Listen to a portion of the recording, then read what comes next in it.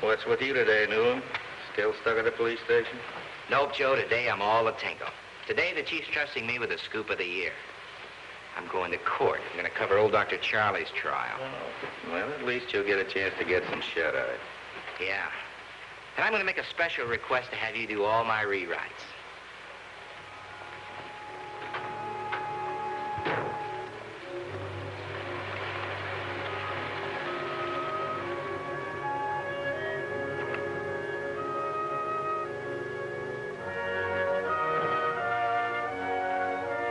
What is your occupation, sir? I'm an insurance salesman. You know the defendant, Dr. Charles Grayson? No, I do not. You know either of the plaintiffs I represent? No, sir. Did I miss anything, Smitty? Ah, they're still picking the jury. And I mean picking.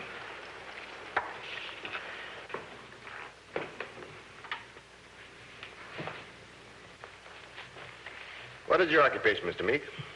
I'm an exterminator. Bugs.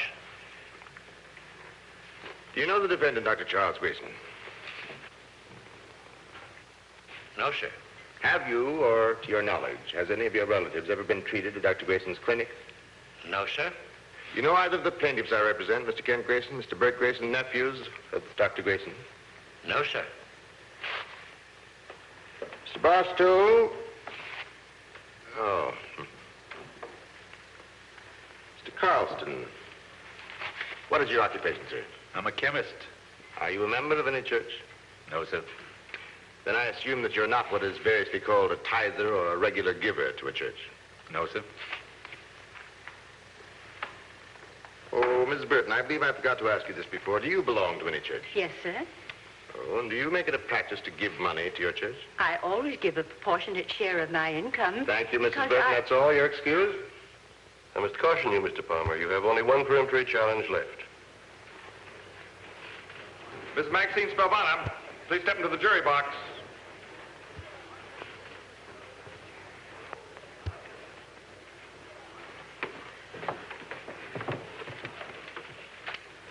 What is your occupation, Mrs. Spelvana? I'm an editorial writer. Are you a member of any church? No, I'm not. Do you believe in the customary practice of giving to a church? I do not.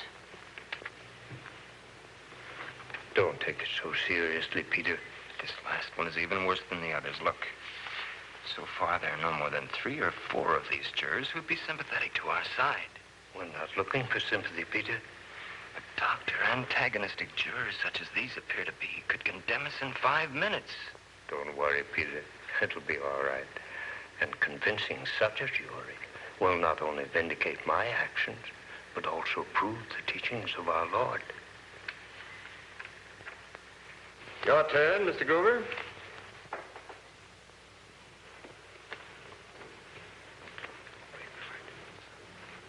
Your Honor, my client accepts the jury as presently constituted. The jury is satisfactory to both sides? We accept the jury.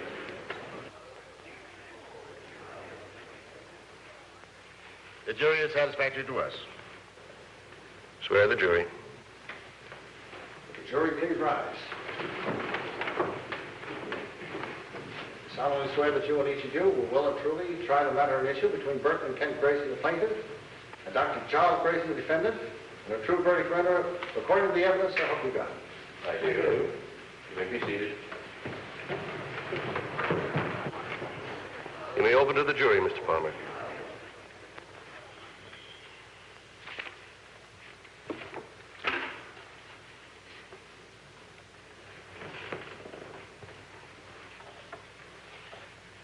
Ladies and gentlemen, this is a most pathetic case. A famous physician, respected and admired by countless people, has proved himself incompetent to manage his affairs. This court has already issued a temporary injunction restraining him from disposing of his property.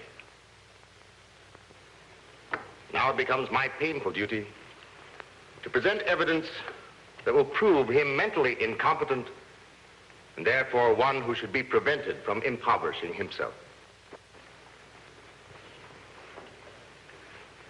It may surprise you to know that though I represent the plaintiffs, My sympathy is with the defendant. And I feel that you, too, would be likely to be sympathetic. However, may I remind you that this legal action was not brought against the defendant, but for his welfare and protection. And we feel certain the evidence we are about to present will convince you that the defendant's aberrations warrant a verdict for the plaintiffs. Thank you, ladies and gentlemen. You may call your first witness, Mr. Palmer. Mr. Jess Northrup, please. Mr. Jeff Northrup, please take a stand.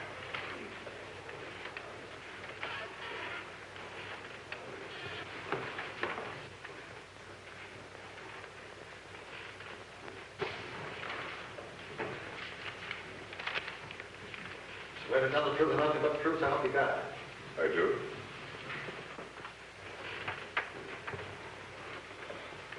Mr. Northrup, what is your occupation, sir? I'm a banker. I'm vice president of the Midvale First National. And you know the defendant, Dr. Grayson? Oh, very well. Dr. Grayson's been banking with us for over 40 years. On the 12th of April, Dr. Grayson came to see you at your office. Would you describe the nature of the doctor's visit? Well, he came to make a rather, unusual request. Nice to see you, Doctor. Thank you, thank you. Well, what can we do for you? Jess, I'd like to transfer about $10,000 into a special account. Well, that's simple enough. What type of account, Dr. Charlie? An ordinary checking account under the name of Charlie. This is something special, Jess. You see, there are a lot of people in this old world who need a helping hand. We've all sorts of welfare and religious agencies to take care of the needy. I know, but some of the people I mean are usually considered unworthy or ineligible. But Dr. Charlie, don't you think a trained social worker is a better judge as to who's deserving or not? That's a debatable question, Jess. But be that as it may, I still want to open that special account, if I may. Just under the name of Charlie? Yes.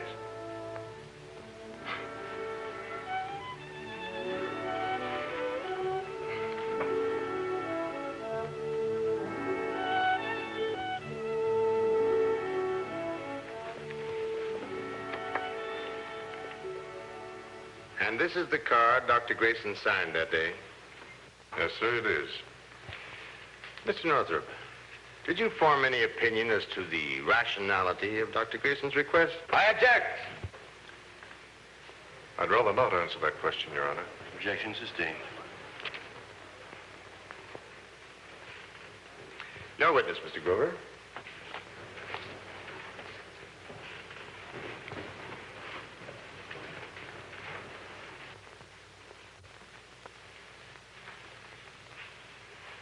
Mr. Northrup, are you a member of a church? I object. Whether or not the witness is a member of the church is irrelevant. Your Honor, the question may appear irrelevant now, but we intend to show its relevancy later. Then if the court still deems it irrelevant, we will agree that it be stricken from the record. Very well. Proceed, Mr. Grover. Are you a member of a church, Mr. Northrup? Yes, sir. And, do you contribute to your church? Yes, naturally. How, sir? Oh, in various ways. Such as what? Well, I give money. I teach a Bible class. I also act as usher. Oh, I serve on various committees. That's all, Mr. Northrup. Mr. Lewis Lumpkin, please. Mr. Lewis Lumpkin, please take the stand.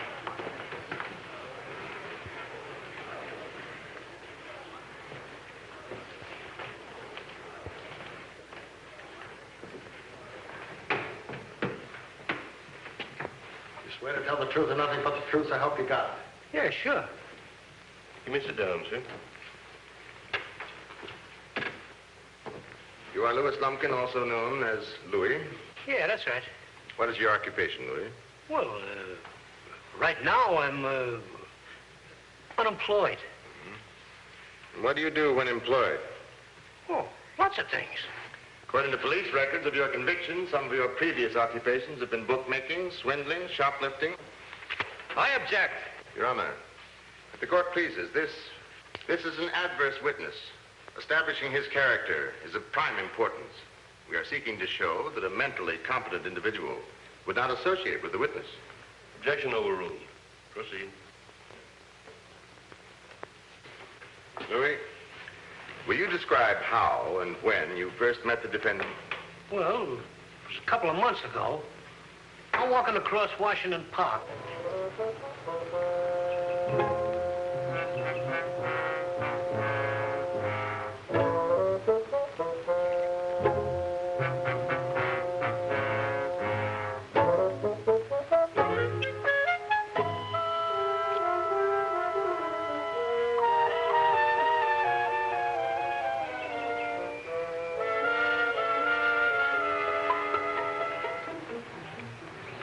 Morning.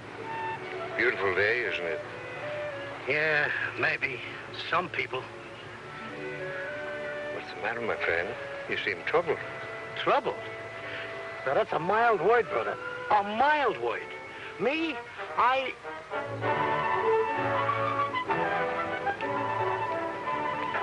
Hello, Doctor. How are you? Good morning. Well, Louis. When they let you out? What's that to you? And you can't pinch a guy for just sitting on a park bench, neither. Not if you're only sitting, Louis.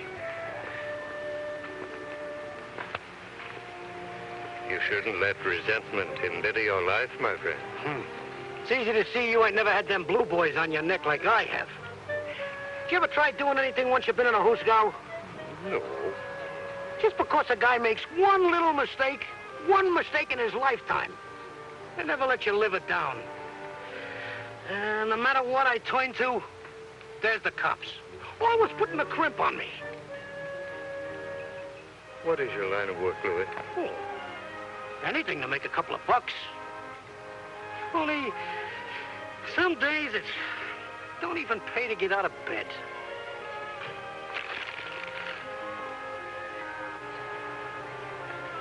From the little I gather about you, my friend, I surmise you've had more than your share of disappointments. You can say that again. And I got a hunch the worst is yet to come. Would a few dollars help to tide you over? You kidding? Hey, you on a level? Of course, my friend. Why? Well, I understand that there are times and circumstances when a few dollars might change a man's whole outlook on life. You can say that again, too.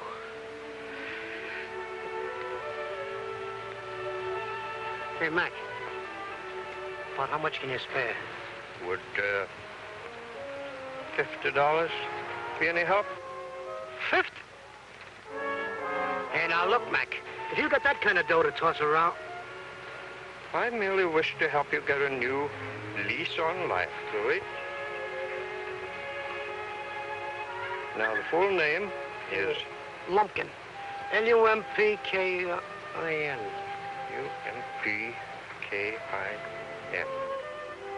You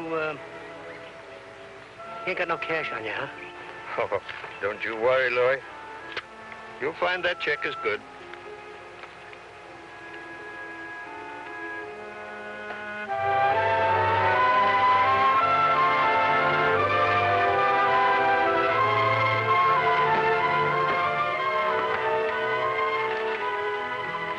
$10, $20, $30, $40, $50. Thank you, sir.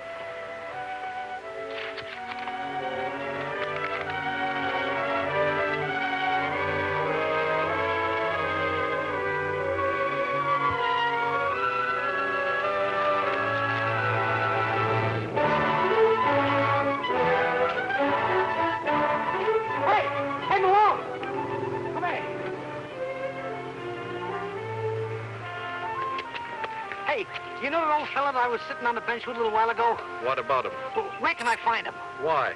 Well, him and me, we're buddies. Oh, are you now? Yeah. And what would a fine citizen like Dr. Charlie be wanting with the Dr. Charlie? You mean that was old Doc Grayson? From the clinic? Oh, thanks.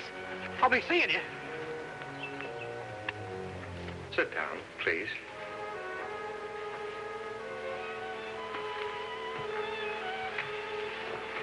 Doc, this is the Mrs. Dalton I was telling you about. She got no friends, and her Freddie just died, and she ain't got no dough for his funeral. I'm terribly sorry to hear about your plight, Mrs. Dalton. Tell me, what can I do to help? It's like Louis told you, Doctor. I'm in a bad fix. It's poor Freddie.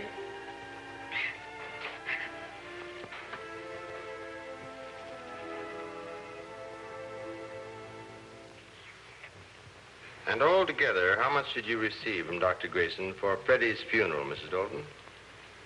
$400. And how much did you give back to Louis? $200. And lastly, Miss Dalton,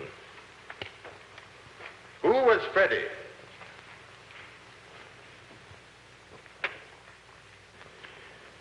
Please answer the question. Come, Miss Dalton, tell the jury. Who was Freddie? Freddie was... He was my cat.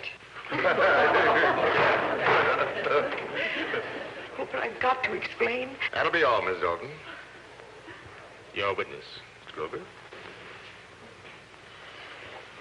No questions of the witness at this time.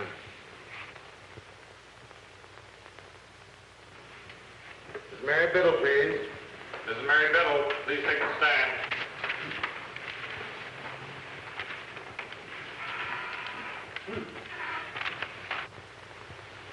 Did you know one of your own servants was going to testify against you? I guess Mary didn't approve either.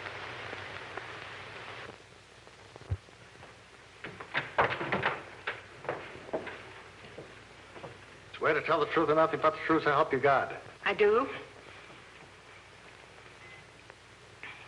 Sit down, please. Mrs. Biddle, you and your husband John are employed as housekeepers for Dr. Grayson. Is that correct? That's right. You recall Dr. Grayson having a visitor, Reverend William Goodwin, coming to the house in the afternoon of May the 19th? Yes, and this was the third visit the preacher made.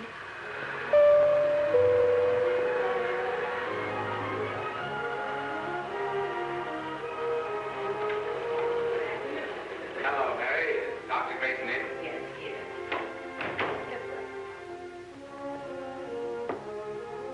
Lovely day, isn't it? Yes, it is. Doctor, Mr. Goodwin is here to see you. Fine. Pastor, come in, come in. Thank you, Doctor. I dropped in to talk further with you about that special gift to our church. Oh, sit down, will you? Thank you.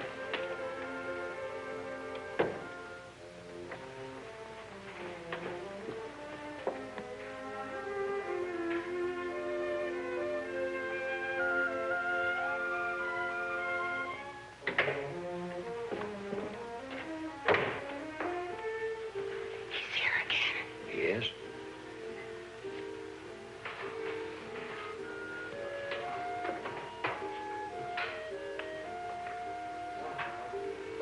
Whatever it is, he sure is a convincing talker. Give him time enough and he'll hypnotize the doctor into agreeing to anything.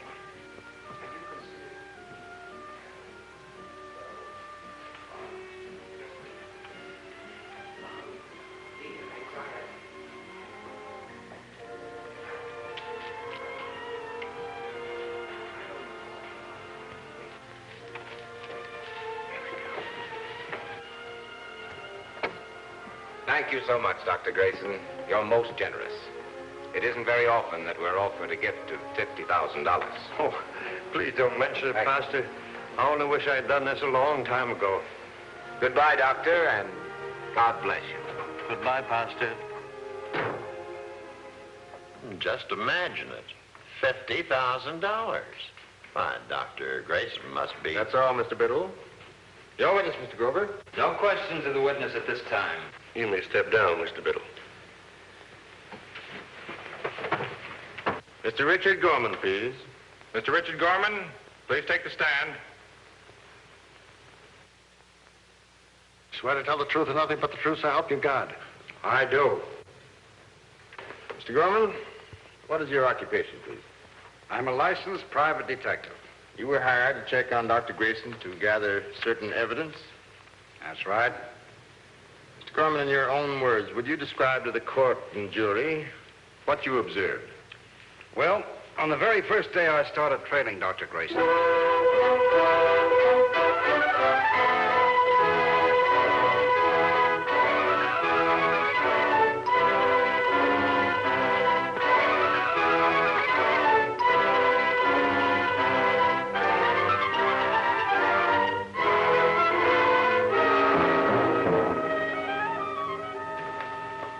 Ladies and gentlemen, there are times when half-truths are worse than deliberate perjury. I object.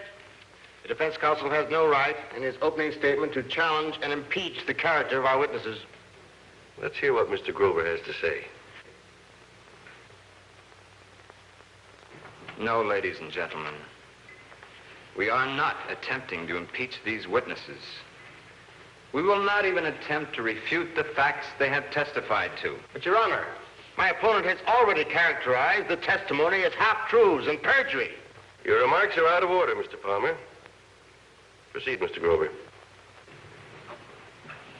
Ladies and gentlemen, to enable you to reach a just verdict, we will recall some of these witnesses and by their own additional testimony prove that the so-called aberrations of the defendant were in truth the sane impulses of a benevolent and godly man.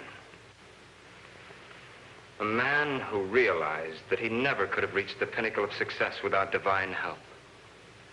A man who came to feel that all of his worldly goods and possessions were not actually his, but God's. Would you please call the Reverend William Goodwin? Reverend William Goodwin, please take and stand.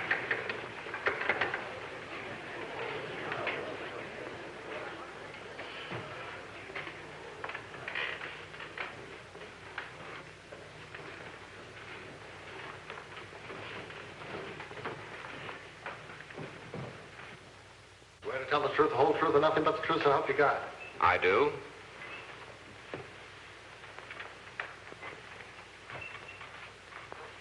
Mr. Goodwin, what is your vocation? I'm a minister. Are you well acquainted with Dr. Grayson? I am. Would you tell us, when did you first meet Dr. Grayson? It was almost 5 years ago when I became his pastor. Dr. Grayson had already been a member of the church for many years. I object. Anything that might have transpired between the witness and the defendant 5 years ago is totally irrelevant. Your Honor, is not the motivating factor which inspired my client's actions relevant to the issue? Objection overruled. You may proceed. Now, Mr. Goodwin, as Dr. Grayson's pastor, were you well acquainted with him? Not especially. I didn't come to know the doctor really well until about 2 years ago, when I went to see him at his clinic. Pastor Goodwin is here, Doctor. Oh, Pastor, come in.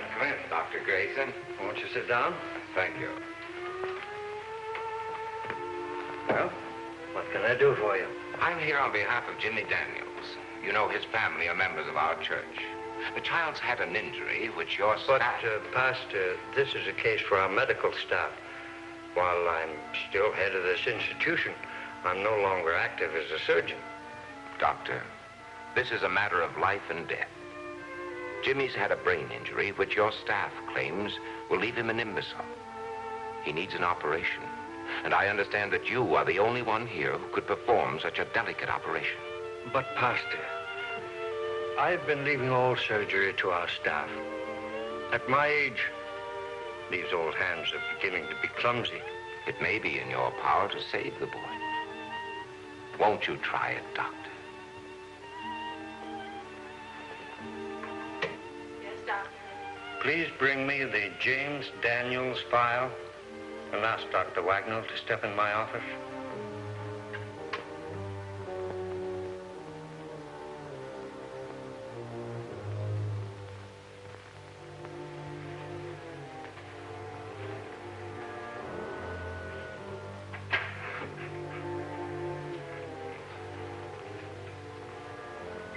still don't believe you can do the surgery, Dr. Wagner?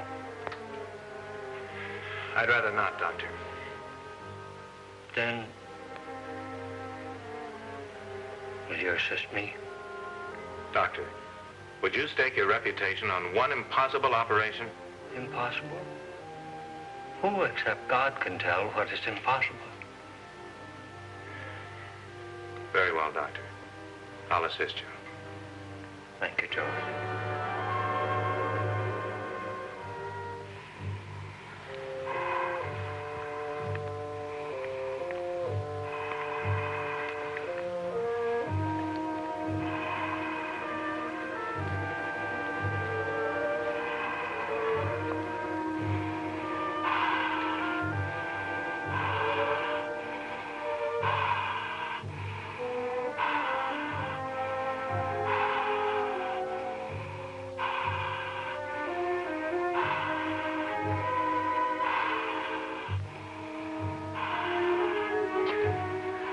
Close the skin.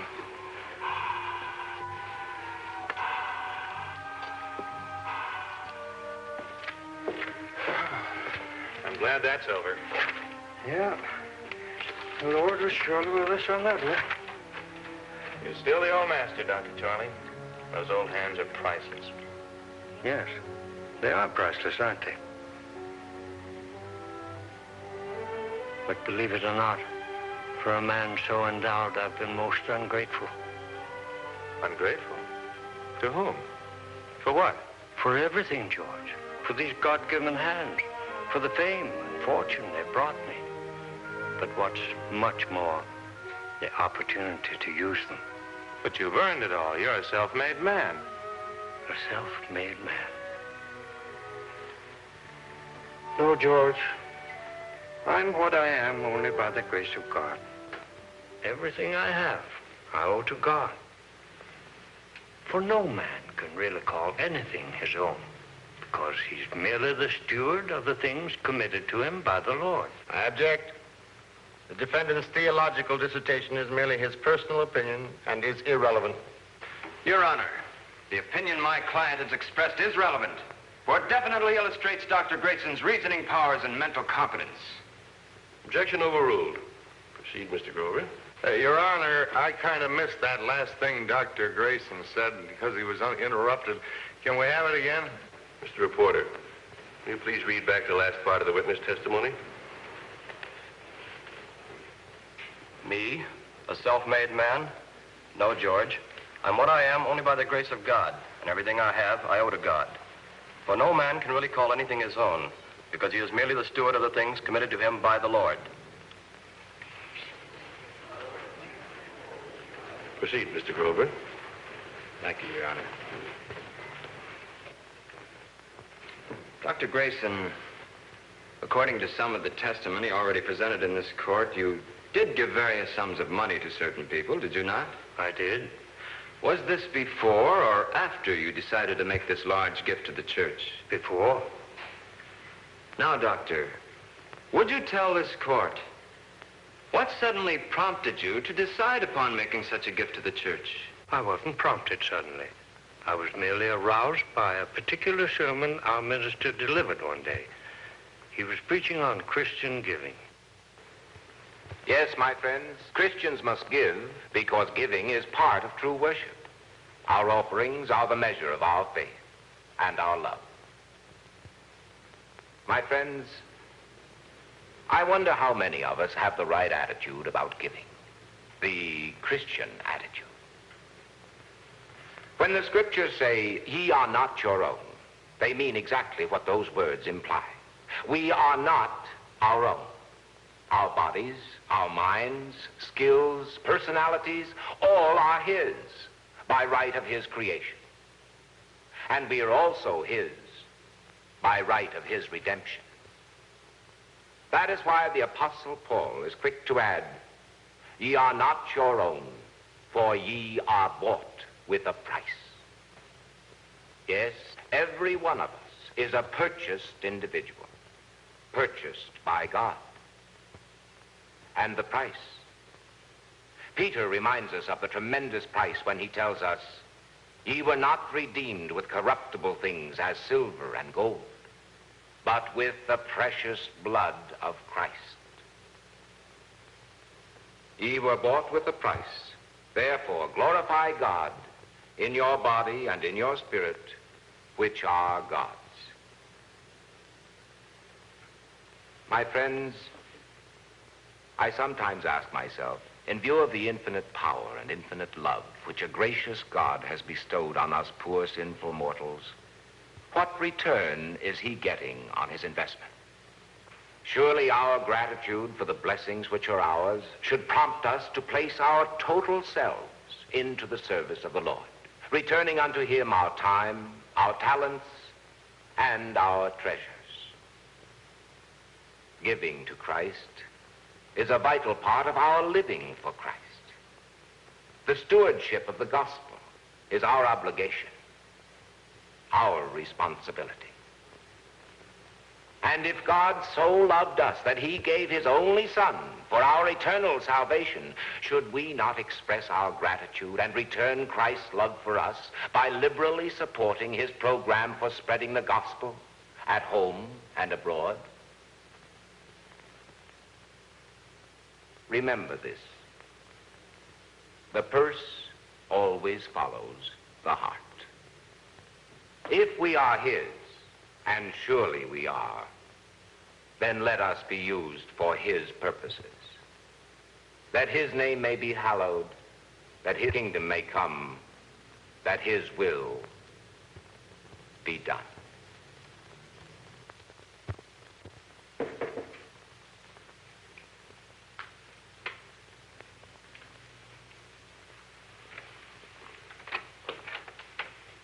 Why, Dr. Grayson. Good afternoon, Pastor. How have you been? Very well indeed, thank you. Good. Won't you sit down? Thank you.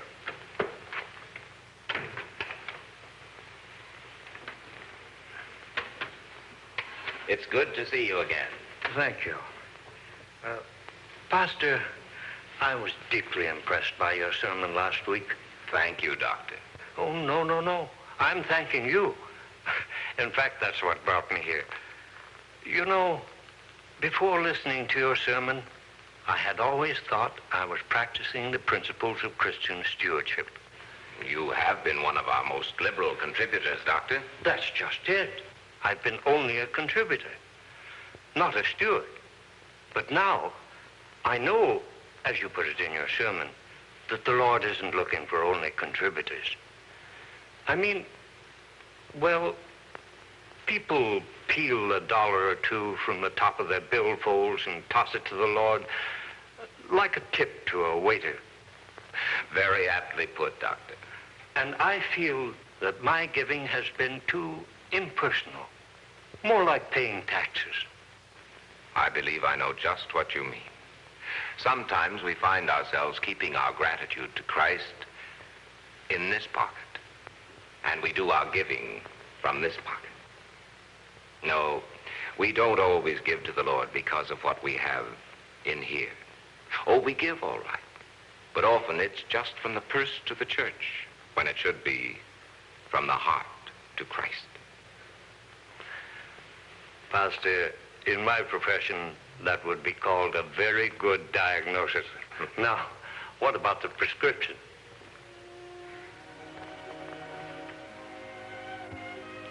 Early in my ministry, my mother gave me a prescription. William, she said, whatever you do in life, whatever that may be, do it as unto Christ.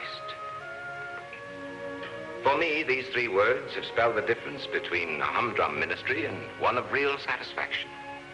Somehow, I feel that if all of us, every day, could get that particular sense of doing and giving as unto Christ, we'd not only give more, but we'd derive more joy and satisfaction from it. Pastor, I've been thinking. I want to do something as unto Christ. I'd like to make an offering of $50,000. Why, Doctor, that's wonderful, Doctor.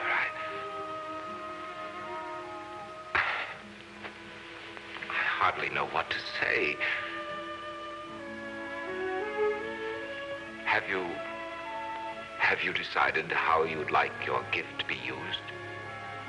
Well, frankly, no, I hadn't. Why don't you take a few days to think it over? Very well. Will you stop in at the house in a couple of days? We'll discuss it further. Now then, Doctor, did the Reverend Goodwin thereafter call on you at your home? He did. What transpired during that visit, Doctor? Well, on that day I was in the sunroom when my housekeeper... Doctor, Mr. Goodwin is here to see you. Oh, fine. Come in, Pastor. Thank you, Doctor. I dropped in to talk further with you about that special gift to our church. Oh, good. Sit down, please. Thank you. Well, Pastor, as you suggested, I've given the matter much thought. And have you decided how your gift should be used? Yes. Since, for the last couple of years, we've been talking about a new north wing for the church, I thought I'd like to see it used for that purpose. That's fine, Doctor. But have you considered all the needs of the kingdom before reaching your decision? Have I overlooked something? Well, Doctor, far be it from me to tell a man of your generosity what to do with his money.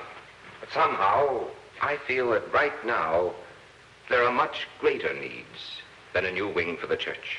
What, for instance, Pastor? Have you considered the desperate need for the gospel on all of our far-flung mission fronts?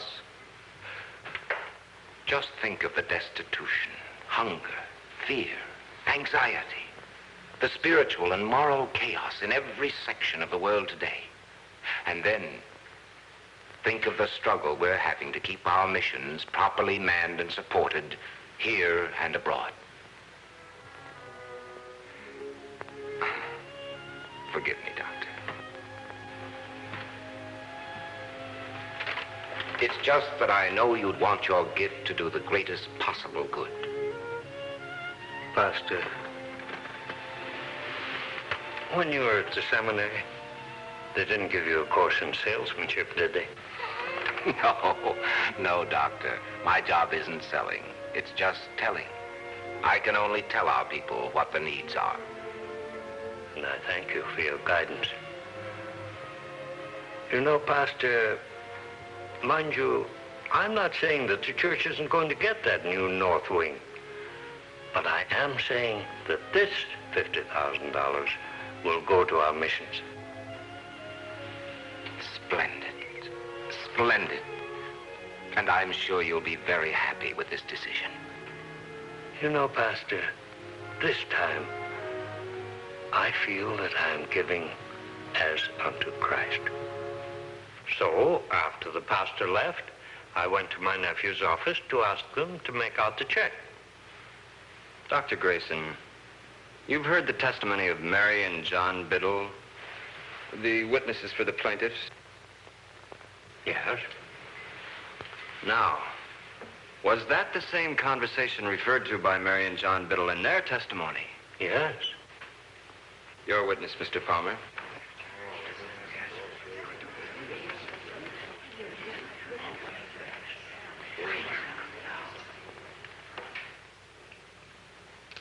Dr. Grayson, isn't it a fact that prior to your better acquaintance with the Reverend Goodwin, your stewardship at the church left a great deal to be desired? That's very true. I could have done much more. Dr. Grayson, will you admit that except for the persuasive influence of your pastor, you never would have considered making such a large gift? If you mean by persuasive influence, his guidance towards better stewardship, then the answer is yes. Your Honor, the witness's answer is evasive. I move it be stricken from the record. Dr. Grayson, please try to answer the question yes or no, if you can. I will repeat the question. Dr. Grayson, will you admit that except for the persuasive influence of your pastor, you never would have considered making such a large gift? No. He merely opened my eyes. That's all. Dr. Grayson, can you give me any reason, any understandable reason, which actually prompted you to make such a large gift to the church in the first place?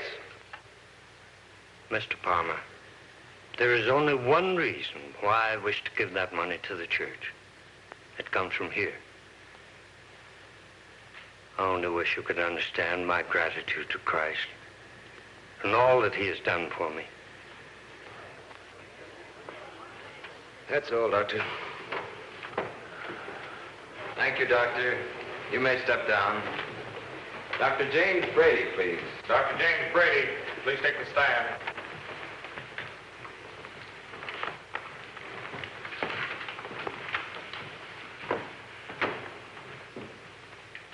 Swear to tell the truth and nothing but the truth, so help you God.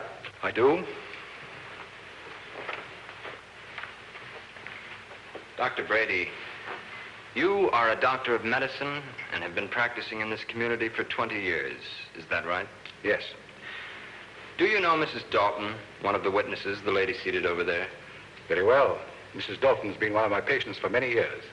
Doctor, do you have Mrs. Dalton's permission to acquaint the jury as to what her physical and mental state was before the so-called momentous event described in court as the death of Freddie? I object. Counsel for defense is attempting to ridicule an important witness. Objection overruled. Proceed with your answer, Dr. Brady. Yes. The poor soul was a lonely woman whose run-down condition was mostly due to malnutrition, aggravated by an overwhelming fear complex. The last, no doubt, engendered by a life of constant poverty and insecurity. When outside of this court did you last see Mrs. Dalton? She came to my office about 3 weeks ago. Doctor, I know this will never repay you for what you've done, but I wanted you to know my heart is in the right place. Well, what's happened to you, Mrs. Dalton? Why, you look like a new woman. That I am, Doctor, that I am. I never felt so good in my whole life. Maybe it's because I've been eating lately, or the new clothes. Had a windfall? Well, not exactly. It's a long story. I wish it could have come some other way, but you can't imagine what it's like for me to have a few dollars. And now with these new clothes, maybe I can get a job.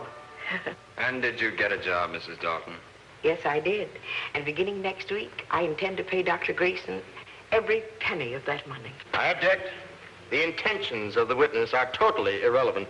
Mr. Palmer, in this court's opinion, they're extremely relevant. Overruled. Proceed. And now, Mrs. Dalton, one more question. Did you ever tell Dr. Grayson just who this Freddie was? I didn't have to. I found out later that he'd known it right from the start. He understood. Your witness, Mr. Palmer. No questions. That'll be all, Mrs. Dalton. Thank you. I will now call Mr. Ben Renson. Ben Renson, please take a stand.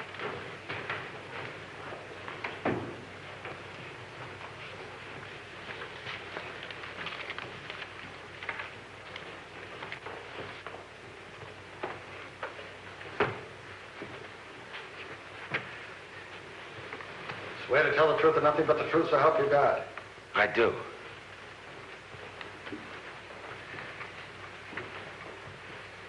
Mr. Renson, as a witness for the plaintiffs, you previously testified that Louis Lumpkin was responsible for your meeting Dr. Grayson. Is that right? Yeah.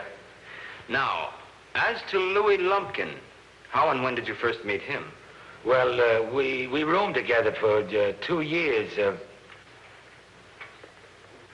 in the big house. By the big house, you mean the state penitentiary? Yeah, we served a stretch together. What is your present means of livelihood, Mr. Renson? Huh? I got the magazine and candy stand in the lobby of the Wilson building. Ever been in any legitimate business before? No. This is the first break I ever got. Nobody never give me a chance before. How much of an investment does your stand represent, Mr. Renson? $1G. $1,000. Louis took me over to clip the doc out of $1,000. You mean to help rehabilitate you? Dr. Grayson advanced you $1,000 to invest in a legitimate business, is that right? That's right. But when my wife heard what me and Louis was gonna pull, she made me go through with the deal and buy the stand. Better than that, the half I was gonna kick back to Louis, she made me return to the dock. And are you happy and contented with what you're doing now? Are you kidding? Sure I'm happy. Thank you, Mr. Renson. Your witness, Mr. Palmer. Mr. Renson. What else do you sell at this so-called magazine and candy stand? Peanuts, popcorn, and comic books for kids. Oh, come now, Mr. Renson. Isn't the stand a front for some illegal enterprise? Don't you take bets on horse racing? No, sir, not mine. You must have been placing your bets someplace else. Considering your past record, Mr. Renson, it is only natural to assume that you would turn to some illegal means. I object. The counsel's remarks are deliberately calculated to prejudice the jury. Your Honor, I'm merely leading up to an objective question to prove our contention that Dr. Grayson is irrational. For that matter, if I did not personally believe the defendant was crazy, why... This is outrageous, Your Honor. I move the counsel's remarks be stricken from the records on the grounds that...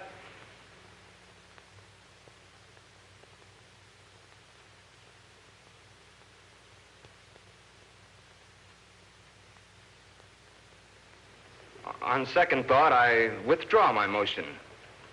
Let the remarks stand.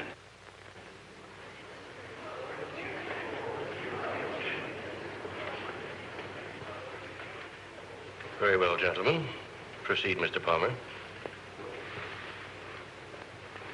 No further question. Call your next witness, Mr. Grover. Mr. Palmer, will you please take the stand?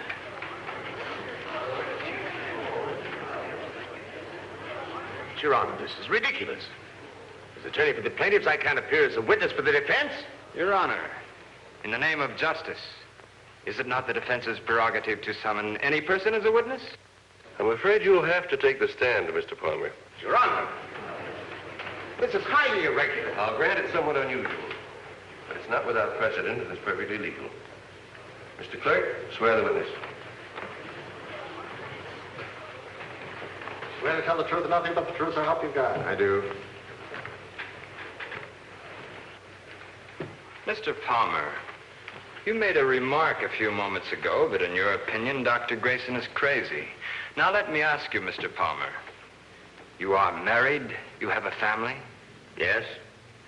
You and your wife and children are members of a church? I object, Your Honor. Any question relating to my private life is irrelevant. Objection overruled, Mr. Palmer. Please answer the question. I forgot the question. Are you and your family members of a church, Mr. Palmer? Yes. Do you take part in any of your church's activities? Yes. Which ones, Mr. Palmer? A number of them.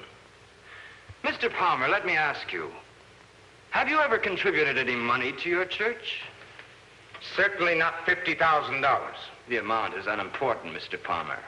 Have you ever contributed any money to your church? Yes. Regularly? Yes. Why? Why? Yes, Mr. Palmer.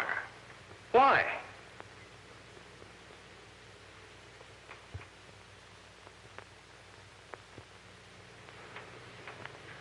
Why?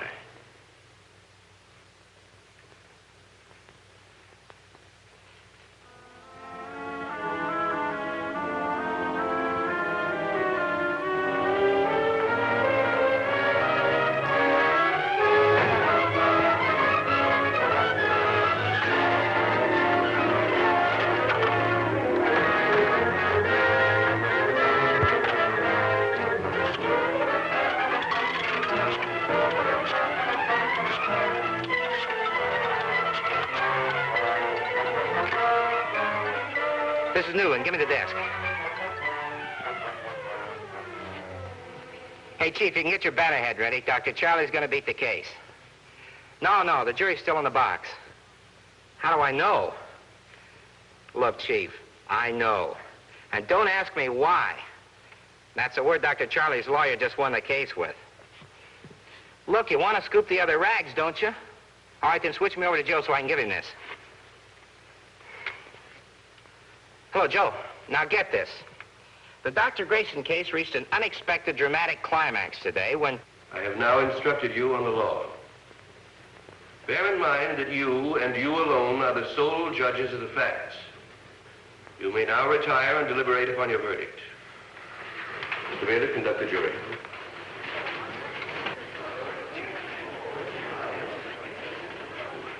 Your Honor, it will not be necessary for us to retire. The jury has already arrived at a verdict. What is your verdict? We find for the defendant, Dr. Grayson.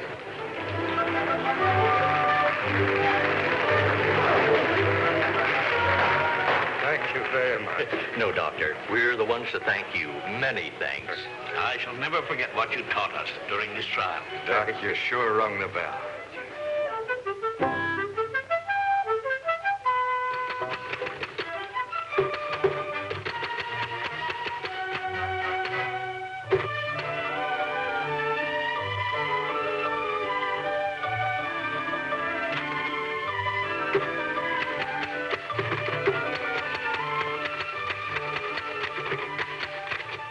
Yeah, I got it. Anything else? Good rewrite. Hey, listen, Newland, even you could rewrite this into a Pulitzer Prize. Yeah, so what?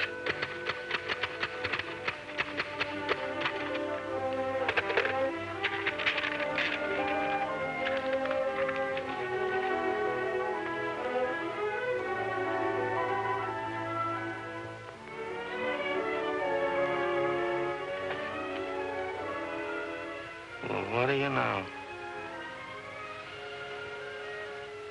The sun's breaking through.